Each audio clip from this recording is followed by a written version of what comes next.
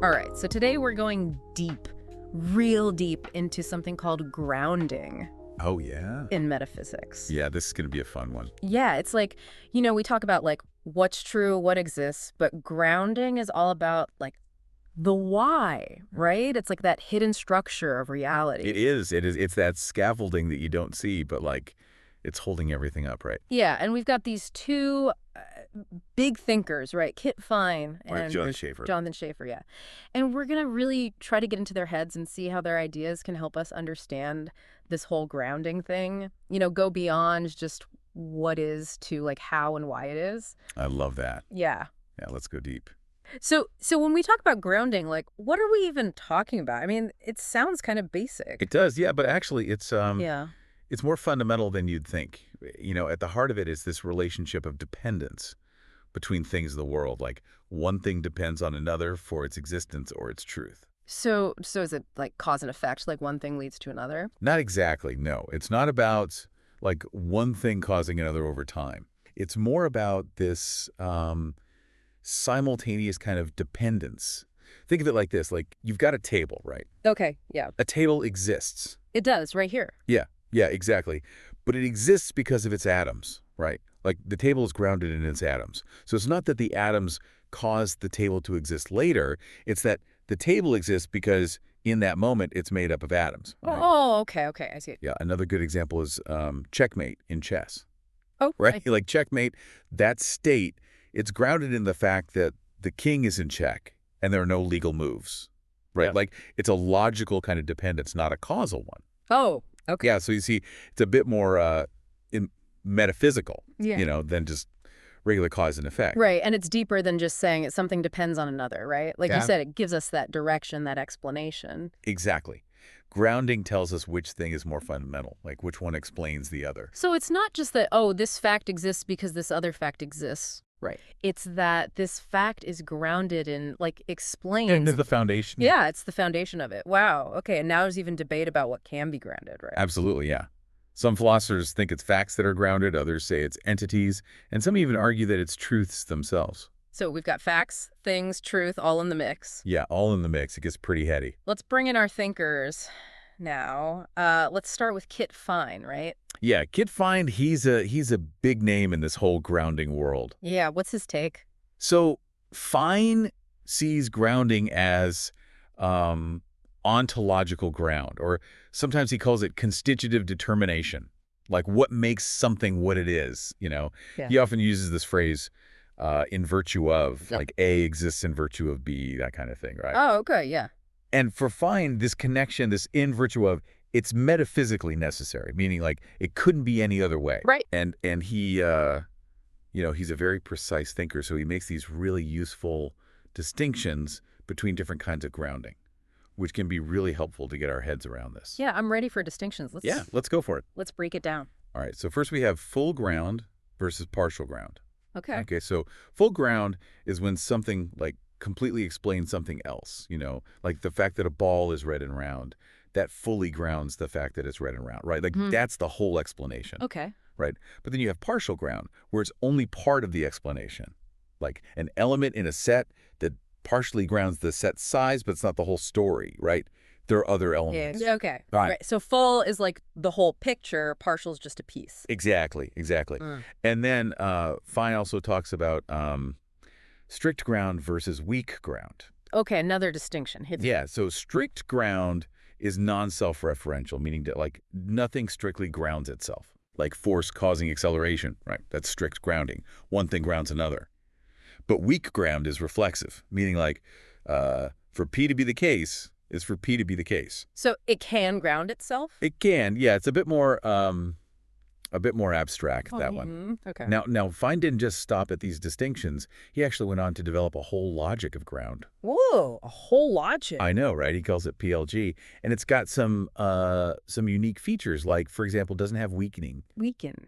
Yeah, so in most logics, you can add irrelevant information to an argument, and it's still valid. you know? Mhm. But in PLG, you can't do that. Like, you can't just add irrelevant facts and still have a valid grounding explanation. So it has to be like precise. Precise. Exactly. You got to keep it tight. Okay, okay, I like that. Yeah. And Fine goes even further and argues that what something is, like its essence, is grounded, not just a necessary feature, you know? Oh. Like, it's not just that a triangle necessarily has three sides, it's that its very essence is grounded in that three-sidedness. Right. Okay, so it's like even deeper than just, oh, it must have this feature. It's like that feature makes it what it is. Exactly, exactly. And he also proposes this whole thing as an alternative to truth makers, Mm. which is another big debate in philosophy, Thinkers? Yeah, like the things that make statements true. Oh, okay, So okay. it's a whole other can of worms. But Fein's basically saying, hey, we don't need truth makers. We've got grounding. Okay, so that's Kit Fine. Pretty Dense? dense, lots of distinctions, but I feel like I kind of get it now. Yeah, he's a rich thinker. Okay, so let's move on to Jonathan Schaeffer now, right? Let's do it. He had some different ideas, right? He did. He did. So Schaeffer initially saw grounding as kind of like metaphysical causation, Mm-hmm. like linking different levels of reality. Okay, so like building up, like building blocks almost. Exactly, yeah. And he started out thinking it was transitive, meaning like if A grounds B and B grounds C, then A grounds C, right? Like a classic example would be like the physical world grounds the chemical world, which grounds the biological world, Oh, okay, yeah, I see. right? Like a nice, neat hierarchy. Makes sense. But then Schaeffer started finding these counterexamples, cases where transitivity didn't seem to hold up. Oh, okay. Yeah, so one of his famous examples is the dented sphere. The dented sphere, okay. So you've got this sphere, right? Right. But it's got a dent in it. Okay. Now, the dent grounds the sphere's precise shape, right? Like, because of the dent, it's got this particular shape. Right. And that precise shape then grounds the fact that it's more or less spherical, right? Like, it's still mostly a sphere. Right. But the dent itself doesn't directly ground the fact that it's mostly spherical, does it? Right. That's tricky. Yeah, it's weird, right? Like, the dent doesn't make it mostly spherical. It's the dent causing the specific shape that makes it mostly spherical. Yeah. And he's got another one, the three-member set. Okay. So like an element in a set, that grounds the fact that there are three members, right? Right. And the fact that there are three members, that grounds the fact that the set is finite. Okay.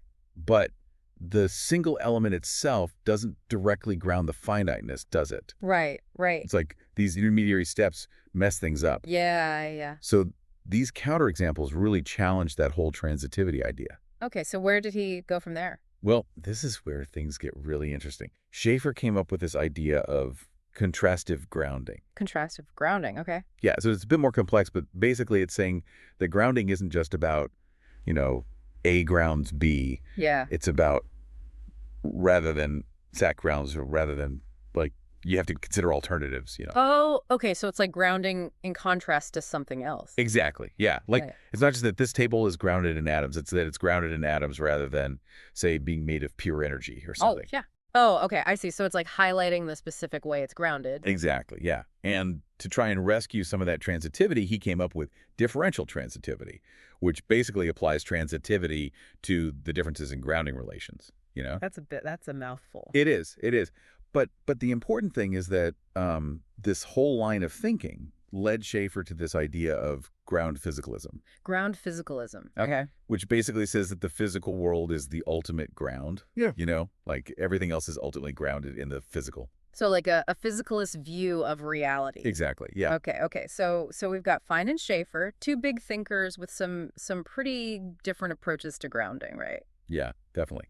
So to recap, Fine, he's all about explanation, like the why of things. Yeah. He gives us these different kinds of grounding, this logic. It's very precise, very focused on like how we can understand the grounding relation itself. Yeah, it's all about the how and why. Yeah, whereas Schaeffer, he's initially all about structure, like how reality is built up, this hierarchy of dependence, right? Right, the building blocks. Yeah, he starts with transitivity, but then he runs into problems, so he has to get more sophisticated with contrastive grounding and all that. Right, and it leads him to this idea of the physical world being the ultimate ground. Exactly, yeah. And another interesting difference is Fien is more pluralistic about grounding. Like he thinks there might be different kinds of grounding relations for different things. Oh, okay. Whereas Schaeffer, he's more monistic, leaning towards a more unified view of grounding. Like, there's just one kind of grounding relation that applies to everything. Okay. Oh, And well, and even in their language, there's a difference, right? Like, yeah. Fiend is all about, in virtue of, well, Schaeffer initially used this because, like, analogy, which is interesting. So one is more about constitution, the other is more about causation. Exactly. But despite all their differences, I think they both agree on one big thing, I right? think so, yeah. Like, grounding is fundamental. It's not just about cause and effect. It's not just about necessity. It's about something deeper, something that tells us how reality is structured at its most basic level. Absolutely. It's about the underlying connections, the glue that holds everything together in a way. Yeah, the glue. That's a good way to put it. Yeah. So I think, as we go forward from this deep dive, we should really be thinking about this, right? Like, what truly underlies what we see? What are the fundamental grounds of our own understanding? It's a question that goes beyond metaphysics. It's a question about how we make sense of the world. I love that. Yeah, it's pretty mind-blowing when you think about it. It is. It's like it changes how you see everything. Exactly. Yeah. So thanks for joining us on this deep dive into grounding. It's been, A real pleasure. yeah, it's been a wild ride, but I think we've learned a lot. Absolutely. All right, until next time. See you then. Bye.